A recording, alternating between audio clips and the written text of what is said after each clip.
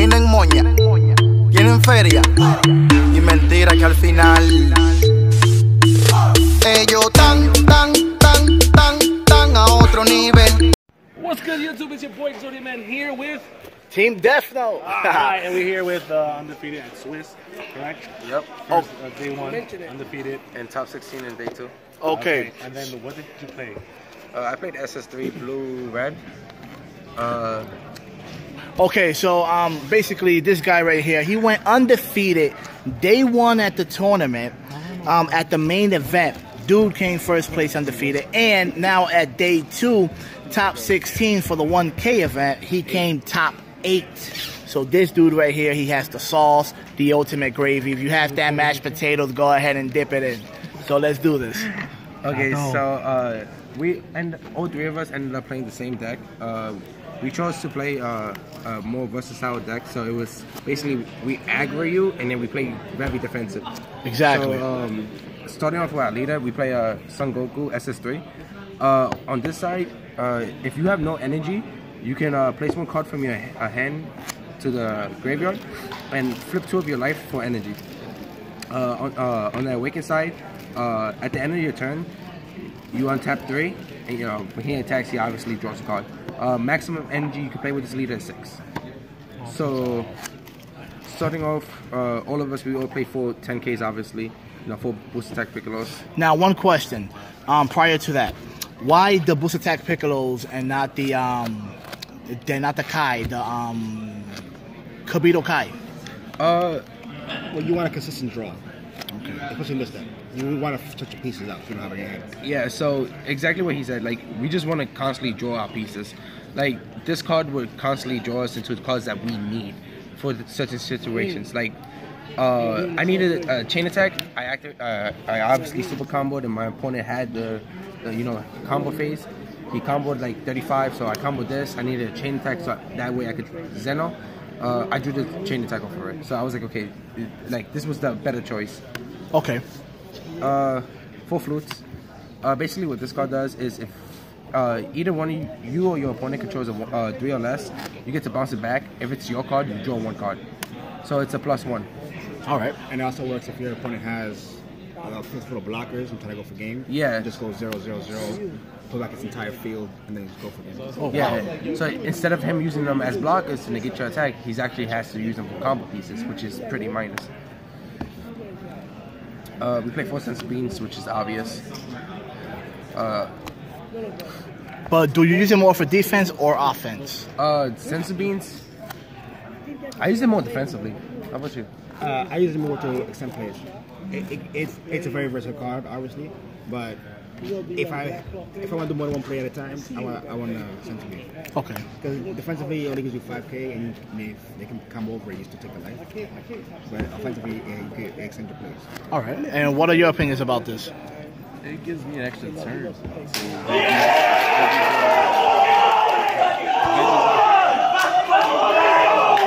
So that would mean that Anthony won? Anthony lost. Anthony lost? Alright, let's get back into the deck. All right. Anthony lost. All right. Anthony just lost. Anthony lost. We all good. Hit it up. We played 3 unyielding. This video gonna be lit. It's so exciting. We played wow, Anthony lost. Anthony lost, that's crazy. It's because he lost to me and Swiss. Yes. Oh, Facebook's gonna be live today. Alright, go ahead. What? You only so you want 2 3? 3 unyielding trunks. 3 unyielding trunks. So We had 4. we had 4 in the deck. We figured out that we didn't need more than 3. The reason why is because this card becomes very cloggy and our ratios are very exact. So we played 23 blues, 23 reds, and 4 blacks. Okay. So we wanted to hit red-blue as much as we can, so we made it even. Okay? Yeah. He was the one that decided to take this You card want to do it out. on the 2, you decide to go on the 3. Only because it's on the offensive side, or rather defensive side. Right, that's why we reduce it down, because it's a waste if you use it on their turn. And you also came top 16 at the 1K, right? Yeah, top 8. Top 8 as well. Top 8 for the 1K. Top 8, top 8, top 8, and it's the same deck. So that goes to show you guys. Heck yeah. We played 3 Wiz Coercions. I wanted to bump this up to 4.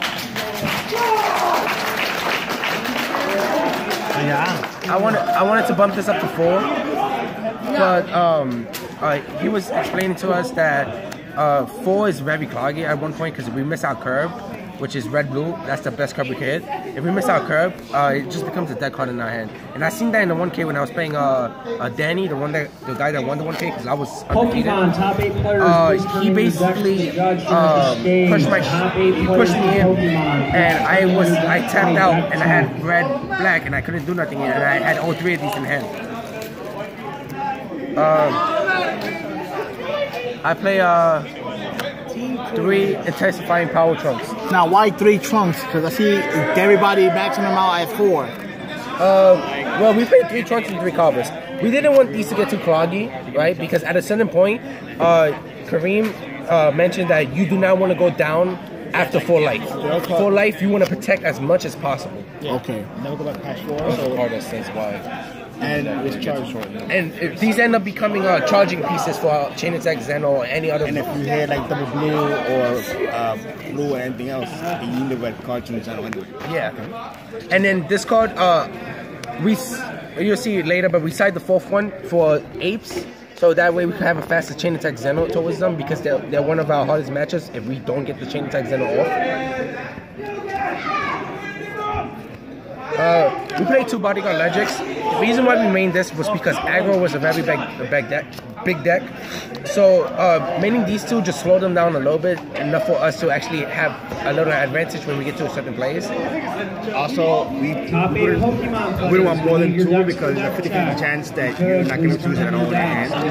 Also, if they have a monster and you don't, you summon it and you use flute. You swing, flute back, summon again, swing, flute back, swing.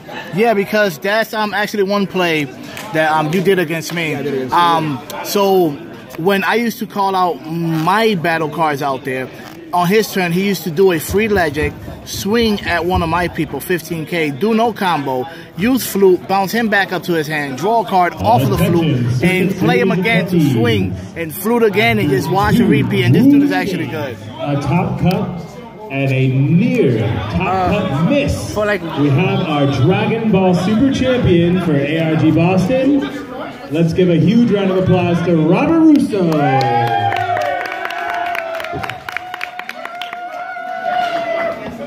All right. So I played for one of the spices. You feel me? I play 2 burst attack Son Gohan. Very annoying. This card was legit one of the MVPs in the deck.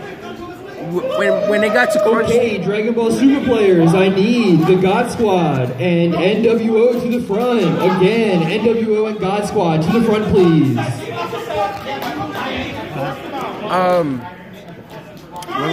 When we got into crunch time and grind time, this card came into like the best predicament. So basically, we would push for game with other battle cards such as Topo and Legic or any 1-drop, and this card would just gain us a +2 if it's on board. Our opponents will try everything they can to actually kill this card because this card is very valuable. And it's a fruit target. And it's a fruit target. And it's a fruit So target. if you manage to defend it, next turn you swing in, fruit it again, tap again, swing, fruit it again. I need Ryan Severin to the front, please. Ryan Severin to the front. We all agreed yesterday that the MVP had to be Topo. Yeah. The reason why is because Topo just clears boards like he's a board wiper. No one wants to combo over 20k, and if they do, they're basically wasting a 10k combo. In my top 16 match against the winner, I summoned Topo, and he had Majin Buus like sideways, so I was just killing the Majin Buus 1-on-1. So that way he can't restand them and actually use them for combos. So if you have 2 of him and resummon on hand, and you had 3 red and a blue, that's 2 negates that stop, and because you negate Ryan Severin red to the front, please. Okay, I see. Yeah. Ryan Severin. Oh man. For our out of 4 super combos, we play Unbreakable Super Saiyan Goku. Basically, what we do is there's tap 1, draw a card. And did you use that more offensive or defensive? Defensive. Defensively? Okay. It was a misplay? It was a misplay? Yeah, he comboed for 25k. It's your boy. For the best combo in the deck, hands down, it has to be 4 chain attacks and 3 Zenos. Yeah, we spoke about that yesterday. Oh my god. MVP! MVP right here. This just, when situations got tough and life got hard, chain attack Zeno came to the rescue. And it's ridiculous how many players are actually playing this at the event. Yeah, my first round in the 1K, the guy was playing veggies, had 3 free blockers, the red kale, green kale, and another card, and 12 cards in hand. I was like, good luck with that. Chain attack Zeno. Now, they actually caught me with that one time. I was playing against a Trunks player. 13 cards in hand, 6 people on the field to his 4 and 2 life. And this dude just chain attacked Zeno, he just messed me up. So yeah, good card. And we only played 3 Zenos because 2 we didn't see it, and 4 was too cloggy. Yeah. So 3 was like the perfect number. You can't combo with it. And you can't combo with it, yeah. The only it's also good because like I would have this and like 5 cards in my hand, so I would combo the Zeno just so my burst attack could be alive to go on. For one of the hefty spices, we have 2 Adult Cost Vegetas. It's the most value for in the deck. The card has the most value in the deck. If my opponent is slow playing me and I haven't seen none of my 1-drops, this card comes in clutch. This card says that when it comes into play, I can untap 1 and draw a card. Once per turn, I can take 2 life. It gains 3,000 for each mana I control. Pops a card that's 5 or less on the board, and it gains triple strike. Dude does too much. So yeah, we usually use it against apes just to go for game. When we know that they wasted all the Nimbuses, we usually use it against Bergamo, so we could just get rid of it. No, Cairo actually, in one of his matches in the 1K, he was playing against a guy that had Bergamo. He drew into the at all costs, summoned the all costs, took 2 life, and popped the Bergamo and went for game. It was shocking.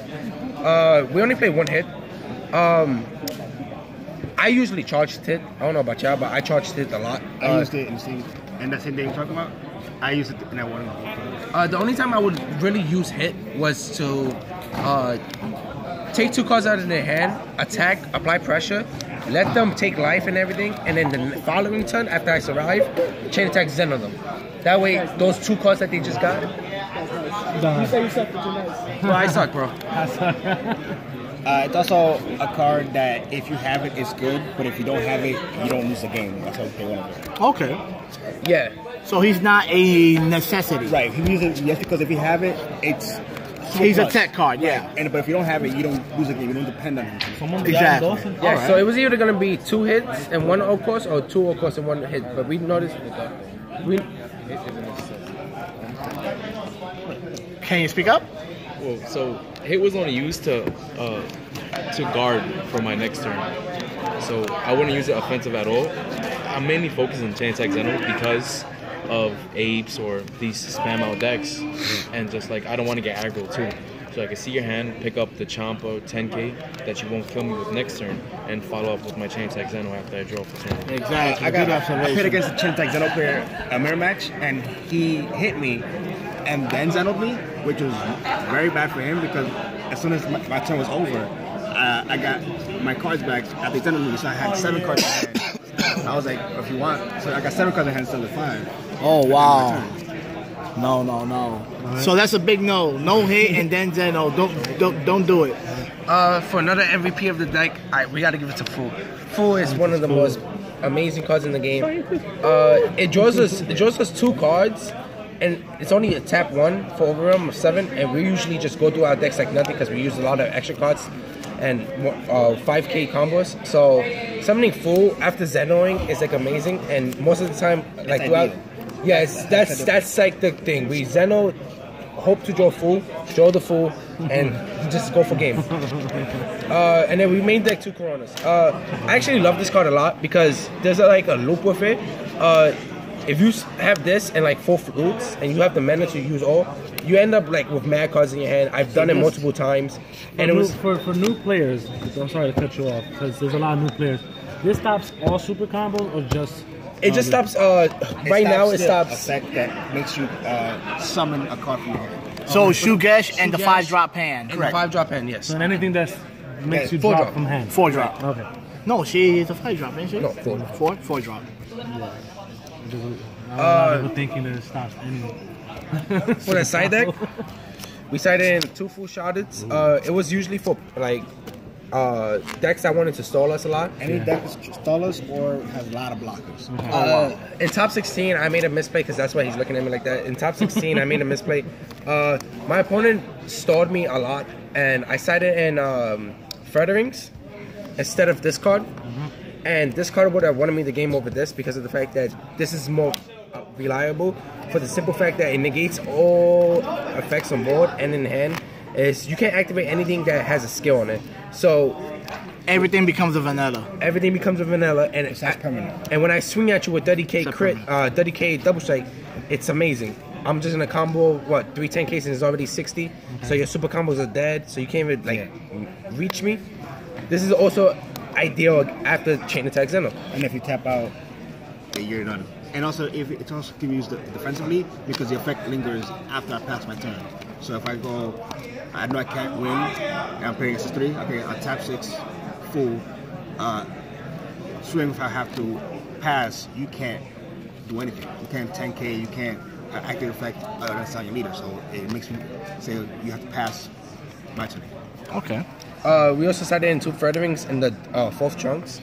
These were against decks such as SS3 that weren't expecting this. I sided it against Hernandez, Anthony Hernandez, the Dragon Ball God. This card just was really good. He would want to stay at full life, and I would just double strike Chomper him. So he'll be forced to either combo out or just take the life. We sided in 2 more Coronas. In case we met yellow. In case there was no presidente, you know? Yeah. No. You have 2 Coronas in hand. And there was 3 hollow. This was simply for yellow. I didn't see yellow the whole day. All I saw was blue. I saw 1 yellow. And 1 pan. I saw 1 yellow, and I corner first turn. He was upset. He was really? Upset. He thought because people don't main it. Yeah. So he thought I had sided him for him. But I didn't. It just main 2. Oh, okay. All right, you main 2. Yeah, maining this is just reliable. Number 1, it's any cost that you could draw 1 card off of. So if it's a flu target. But if I miss curve, like if I do charge, I charge double black or double blue, and I can't do a cover, I can still do her flu, do her. So you're just being consistent with the deck. All right. We sided in 2 pens and 2 Vardas assistants. Believe it or not, in game 3 of round 4 against Hernandez, I actually summoned chain attack into fearless pan. Gave all my topos and everything double strike with plus 500, and then 5,000. So he couldn't kill me his following turn. So next turn I drew flute, and she's a flute target, so I just bounced her back and did it all over again, and I ended up winning that match. Because he had a full board and it gave everything double strike and everything. And 3 topos, chain attack, Zeno, burst attack, and pan. You're definitely losing. We played the second hit. This was mostly for me. It was like, again, decks that didn't want to like play aggressive for me, so I just take out the super combos and just push. Exactly. And then we just sided in 2 more negates for aggro decks. That's what's up. Any shout-outs? So what was your toughest matchup? My toughest matchup, to be very honest with you, was the SS3 the guy that won the event. He was my toughest matchup because of the fact that he legit decked me out both games.